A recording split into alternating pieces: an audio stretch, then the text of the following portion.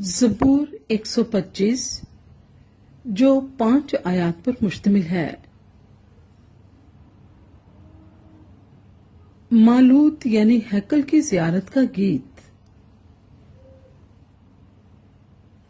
جو خداوند پر توکل کرتے ہیں وہ کوہ سیون کی مانند ہیں جو اٹل بلکہ ہمیشہ قائم ہے۔ جیسے یروشلم پہاڑوں سے گھرا ہے ویسے ہی اب سے ابد تک خداوند اپنے لوگوں کو گھیرے رہے گا، کیونکہ شرارت کا عصا صادقوں کی میراث پر قائم نہ ہوگا، تاکہ صادق بدکاری کی طرف اپنے ہاتھ نہ بڑھائیں۔